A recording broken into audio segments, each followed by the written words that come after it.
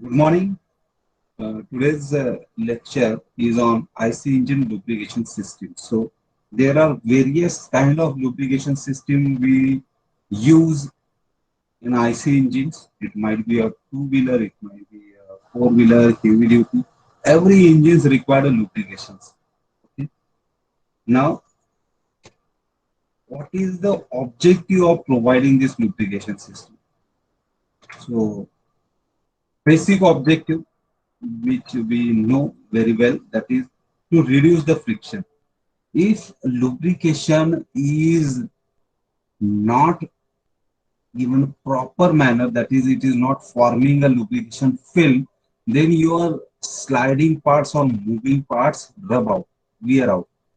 So this is a rubbing piston because lack of lubrication. So metal to metal direct contact is there, and due to that, wear and tear is started.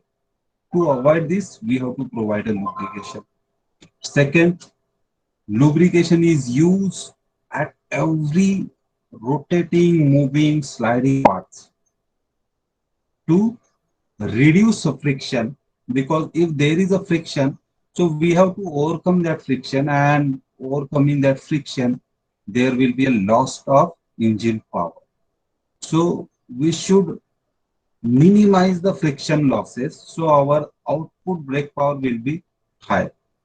Secondly, lubrication objective is to cool down that particular rubbing parts. When any two parts are rubbed, then definitely there will be heat generated. So lubrication also used to extract that rubbing part heat generation and maintain it cool. Next, lubrication definitely going to increase the lifespan of the parts or engine. So if you provide a proper lubrication, your engine will run and be in a good condition for a long time. So these are the very basic and very important objectives. Other than this, we can summarize various objectives like to reduce the friction between moving parts. Now, the moving part doesn't mean it is only sliding parts. It may be a rotating parts. That means if your shaft is there and it is rotating inside the bearing, so bearing and shaft, there will be a rotational motion, so there will be a friction. So each and every moving parts, we have to reduce the friction. We are providing any kind of lubrication, we can't eliminate the friction. Friction will be there definitely because force is there, so it is going to produce a friction. And if friction is there, so power will be lost. So we intended to reduce it by providing a proper and good lubrication system. Second is to reduce the wear. So if a friction is reduces, so definitely the wearing of the parts, rubbing of the parts will be reduced. Then the next objective to provide a lubrication. So main definitely to reduce friction, to reduce wear. But other than this, secondary objective of providing lubrication is it act as a cooling medium. Not cooling medium for the engine heat, but cooling medium for the rubbing part, where two parts are slides or rotate and they provide friction. During that friction, they generate a heat. So extract that heat, this lubrication will work as a cooling medium. Then second, to keep the engine part clean.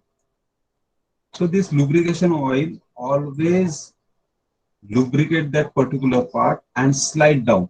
So if there is any impurity, any accumulation of any foreign object, then it will flush out. So it always keep your engine parts clean. Next is to absorb the shock between bearing and other engine parts. So it is behaving like a cushioning and noise damping also. So these lubrication parts avoid direct metal to metal contact, so the noise level will be reduced. Secondly, it also absorbs some shocks because suction, compression, power, exhaust. So at power stroke, we get a output. So that shock during a power stroke get absorbed by this lubrication little bit. We can't say कि it is completely absorbing the shock, but it reduces that impact.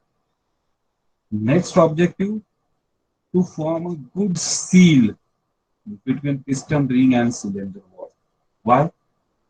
Because piston is a sliding part inside the cylinder, so we have to make a piston of undersize of cylinder diameter.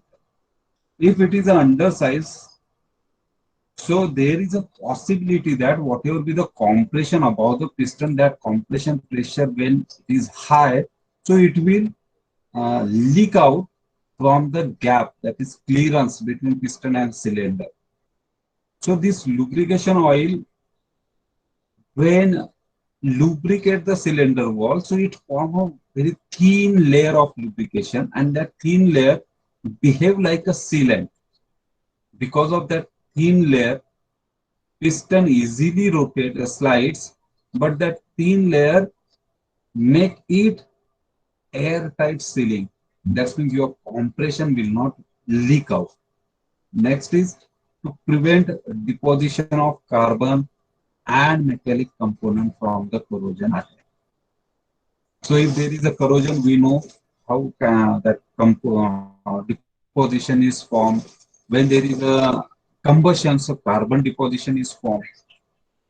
So this lubrication avoid that deposition. I am not saying that there will not be a carbon residual. Carbon residual will be there, but it will not deposited on that rotating parts which are lubricated. It is flush out. And the very most important, that is to resist the oxidation.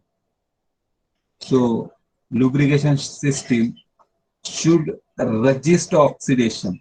Okay, oxidation, if it is get oxidized, so its property gets changed. When its property gets changed, so it will not behave in a good manner as a lubricant, and there will be lot of problems. Increase in friction, increase in wear, it will not provide a proper cooling, it will not clean the part, it will not provide a seal. So there should be a resist to oxidation. These are the objectives of the lubrication system. Now the most very easy example of resist of oxidation. So if you found that if any metal is there kept in a moist air, especially in a rainy season, so after some time we observe that it rusting is there. But if the same metal part, if we provide a lubrication or if we apply a layer of a grease and then it kept in that moist air, then also we observe that there will be no rusting. So every metal part we found in a packed with a lubrication layer. So to resist that kind of oxidation. Next, the property of good lubrication. So which are the property by virtue of which we can say it is a good lubrication? So property to correct and proper viscosity. What is the viscosity? Viscosity is resist to flow. Correct, the property by virtue of which any liquid resists to flow. Water easily flow out.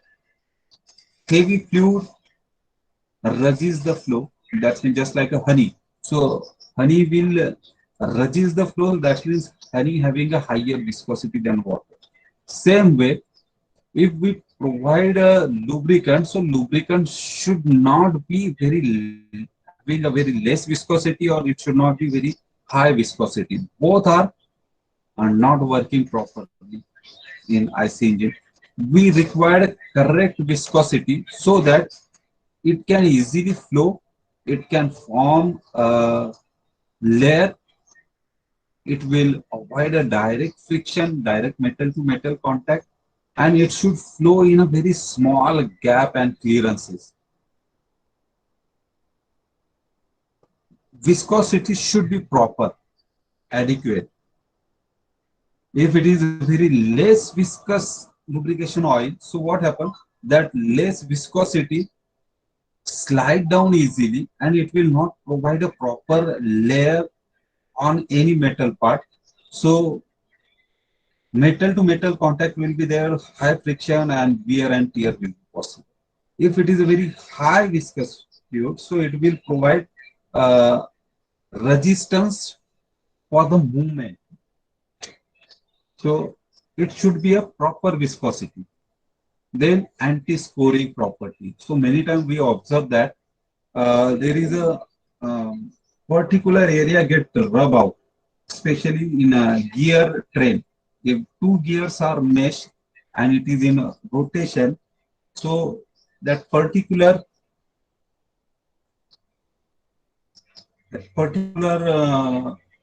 area where rotated or come in a contact, we found that there is a scoring. So this should not be there if the lubrication oil is provided. Then oxidation and heat stability.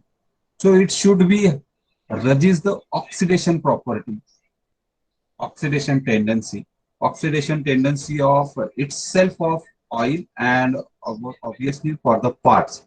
So if any lubricating oil get oxidized, so its property gets changed, and then it will not behave like a good lubricant. If the oxidation property of a lubricant is high, so it will avoid any moisture to come in a contact with a metal part directly. Secondly, heat stability. So it should not be uh, affected by heat, because engine is run at very high temperature. So if a high temperature and a lubrication gets thin due to that temperature, so thin layer will be formed and thin layer will not provide a proper lubrication. It will not provide a proper film. So friction will be there. So it should be heat stabilized. Then water. So water, that means it is not in a liquid form. Okay, it is in a moisture form. So we know that air having a water vapors. So whenever there is a water vapors, so we experience a lot in a rainy season. So our air having a very high rate of water moisture inside it. So that moist air when come in a contact of the engine, so oil should have a tendency to isolate it. That means water particles should get covered by the oil, and it will avoid a direct contact with a metal. So water get isolated due to this oil, that property. Then anti-foam. So lubrication oil when used for a long period, then it should not converted to a foaming property. That means foam is formed. So lubrication oil, if a foam is formed, so it lose its filming ability. If it lose its filming ability, so it will not provide a proper sealant, it will not avoid a direct contact. So that anti-foam property should be there, and anti-corrosion property definitely. So once it avoid any moisture to come in a contact with a metal, so definitely it is going to restrict any corrosion on the metal parts. So these are the some properties by virtue of which we can say these are good lubricants. Now we will see the different methods. So methods of IC engine lubrication system. First is a mist lubrication system. It is a very old lubrication system. Second is wet sum and third is dry sum. In wet sum there are three types: splash, pressure lubrication, and splash and pressure lubrication. That means it is a combination of these first. Now what is a mist lubrication system? So, very old scooters, especially scooter, just like a Chetak and all that, Bajaj. So, what happened when we going to fill petrol? So, after filling a petrol, that petrol pump person will fill some lubrication oil itself in a petrol tank. So, many scooter nowadays also that old vehicles, old scooters, when we fill a petrol, at the same time we have to fill some lubrication oil along with the petrol. in itself in a petrol tank. Now the lubrication oil and petrol is in same tank. It will flow through carburetor. When after carburetor, when a mixture is formed, that mixture will flow through the all section, intake wall and all, and then it enter into the piston cylinder arrangement. It enter at wall, intake wall, then it will enter into the cylinder. Okay. Now what happened? Petrol is a volatile mixture, so it get vaporized easily. But this lubrication oil is not volatile. So when vapor of petrol and air mixture flow through all this channel, lubricating oil particle also flow along with it, but that is not volatile, so they stick on the surfaces where it is flowing, and it provide a layer, and that layer become a lubrication film. When it is passing through that intake wall, so some heavy lubrication oil particle stick on that intake wall seats, so it provide a lubrication there. When that mixture come inside the cylinder, so vapor of petrol and air, they will be in a gaseous form, but this lubrication oil when enter into the combustion chamber, so it will stick on the cylinder wall, and that wall become a lubricated and provide a lubrication there. So such kind of things is considered in a mist lubrication. So why we said mist? So is a gaseous form of air and fuel, and in that few particles of a heavy lubrication oil flow along with that gaseous part, and whenever they come in a contact of moving parts, heavy metal parts, so it will stick there, accumulate there and forming a layer. So that is called a mist lubrication system, and a very easy lubrication system because we don't require any additional parts, any additional system for lubrication. But it is having a very limitations because lubrication we don't have any control. Whatever be the flow is there, that much lubrication will be provided. So that not sufficient for high speed vehicle or even a high heavy duty vehicles. So we shift over to second type, that is wet sump lubrication system. Now what is a wet sump? This mist lubrication system, let me explain, is provided to that vehicle where we don't have an engine oil facility. Later on, all two-wheeler engines come with a four-stroke engine having an oil sump at the bottom. Oil sump is the part where we provide engine oils, and the vehicle which having a oil sump and engine oil, they don't require a mist lubrication system.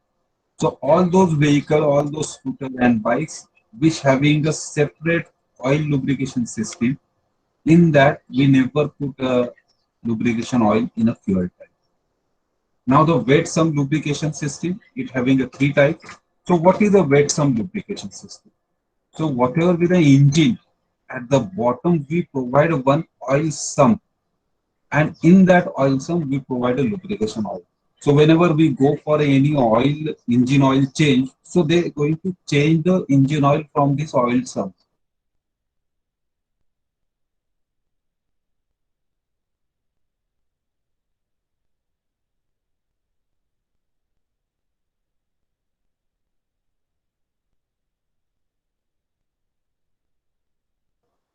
Now what happened?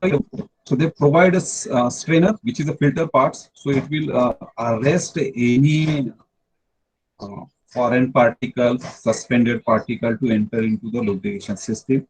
Then a pump will suck this lubrication oil under some pressure. If pressure is exceed, they provide a pressure relief valve. Then through this pressure relief valve, that excess pressure will be released to the suction line of the pump. Whatever be the maintained pressure, it is supplied to the various moving parts, various bearings, sliding parts, and whatever be the excess oil. That means suppose I provide a lubrication oil wall. Then after forming a layer, film, excess oil is there, so it will slide down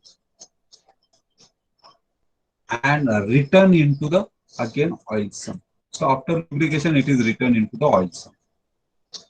So oil sump always having a lubrication oil. So it is always filled with a lubrication oil.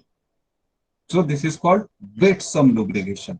A dry sump lubrication, that means oil is never accumulated or stored into the oil sump. It remains dry. So wet sump oil lubrication system, that means the lubrication system where oil sump always having a lubrication oil inside it. Now it having a three types.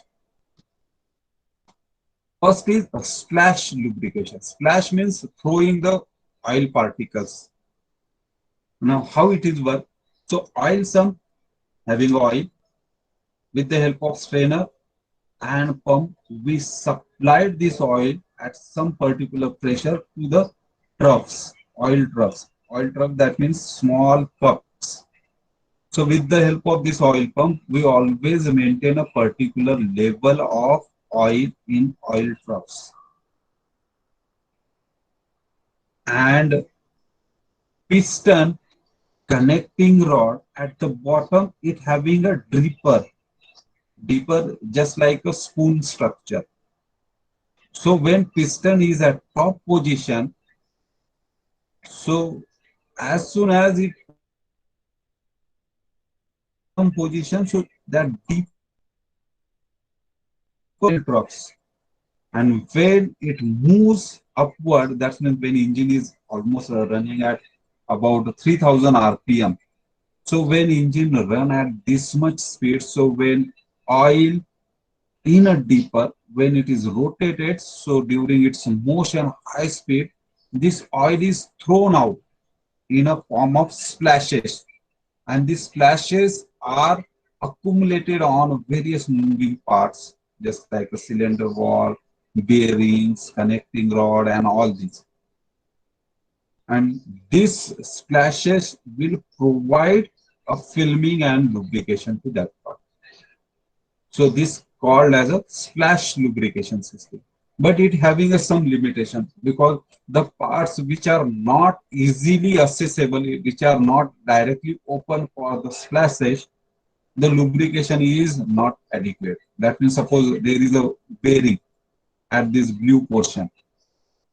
So this splash can be accumulated on the outer side of bearing, but not on the inner side of bearing because it is not open, it is not directly accessible for the splash.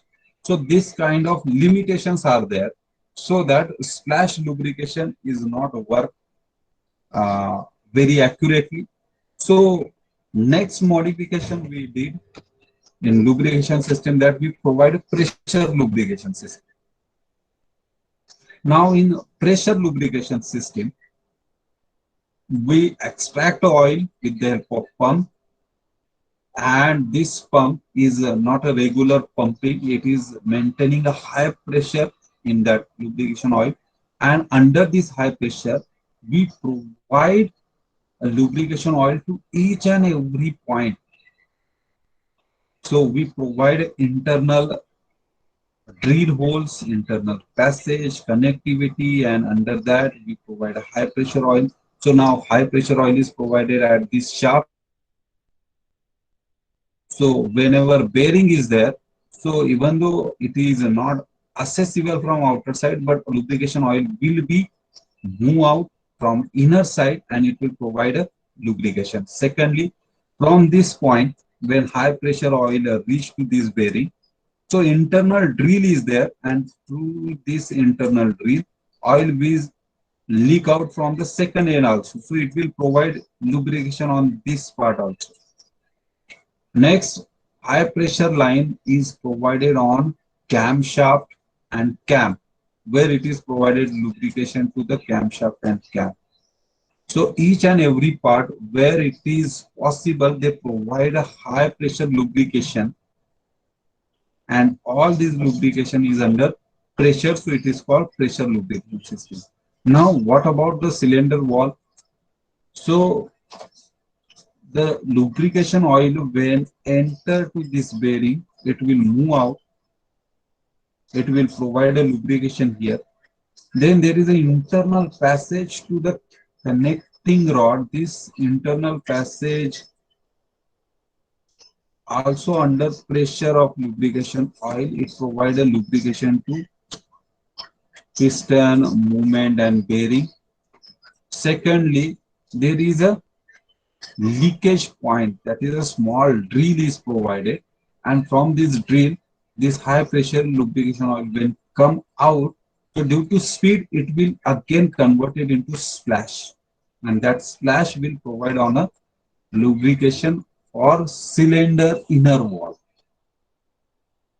So all this system is under pressure, so this is called pressure lubrication system.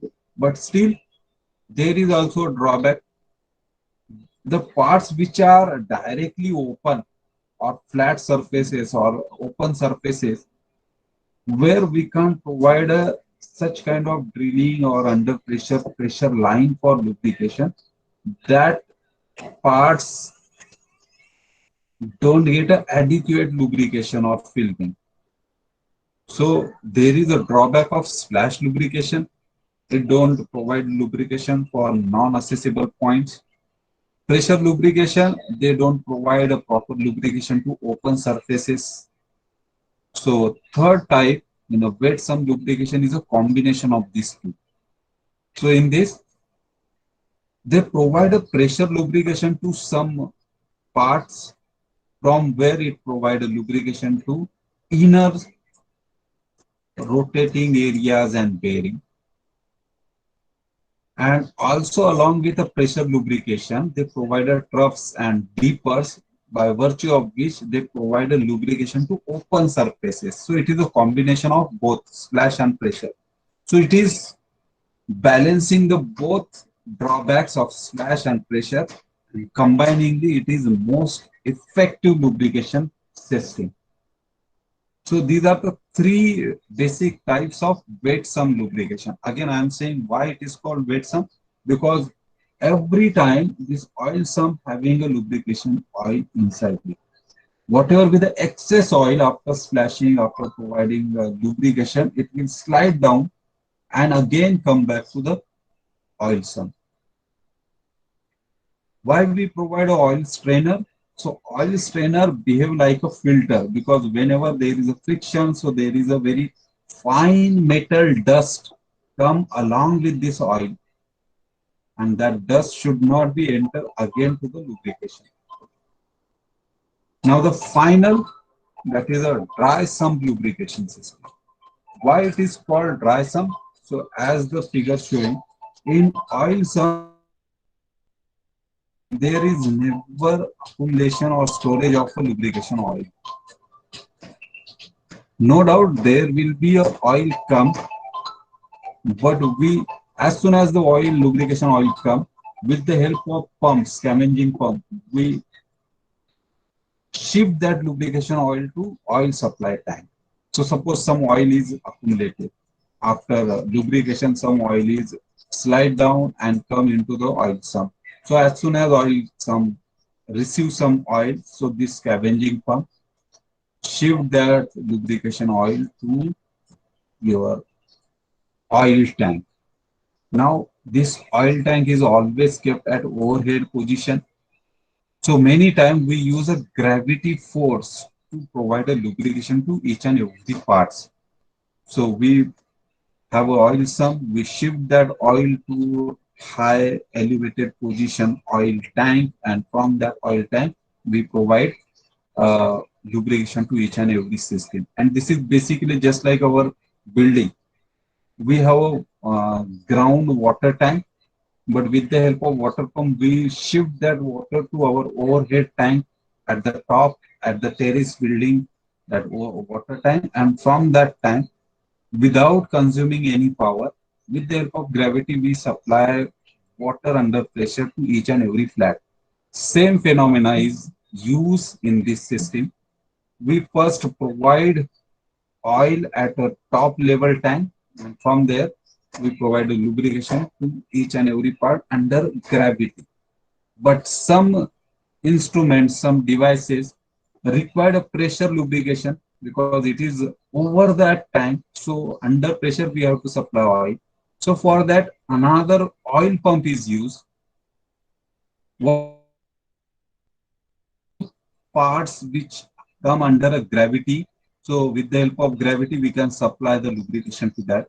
Whatever the parts over that oil tank, we have to supply lubrication under pressure. So using oil pump, we pressurize this oil with the help of pressure relief valve and particular maintain pressure we supply to the various moving parts, bearings. Excess lubrication oil return to the oil sump. Whatever be the lubrication oil provided to the parts and bearing, after lubrication, it will slide down and again collected into the oil sump. Whatever be the oil collected into the oil sump, it will scavenge out and supply tank. That means your oil sump is always remain dry. So that is called dry sump lubrication system. Wet sump lubrication system is mostly used for automobiles, on-road vehicles. Dry sump lubrication systems are mostly used only for stationary engines or non-moving vehicles. Okay, just like a generator setup or any other industrial applications.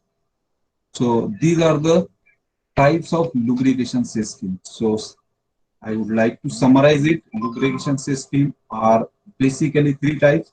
Mixed lubrication system, we provide lubrication oil itself in a fuel tank, and along with fuel, that lubrication oil also flow, and whenever it come in a contact of metal, it accumulate there and provide a lubrication film. Second is a wet sump lubrication system. That means lubrication oil is always there inside the sump, and it having a three types: splash lubrication system. With the help of dippers and oil troughs, we provide a splashes of lubrication oil. Second is pressure lubrication system, where we provide a lubrication pump, and under pressure we supply the lubrication oil to various points where we require a lubrication. And third is splash and pressure lubrication system, where splash and pressure, these two are combined and provide a lubrication, which is the most effective kind of lubrication system. All these are for road vehicles, automobiles, moving vehicles. Dry sump lubrication, the lubrication system is basically don't accumulate lubrication oil in a oil sump. Whatever with the oil come in oil sump, it is shifted to overhead oil storage tank, and from that tank, by gravity it is supplied to various parts, and sometimes under pressure we have to supply the lubrication oil to overhead parts. But whatever be the excess oil or after lubrication, sliding oil accumulated in oil sump, immediately it will scavenge out. So it remain always dry sump, so called as a dry sump lubrication system. And dry sump lubrication system mostly used for stationary engines or industrial applications. So this is today's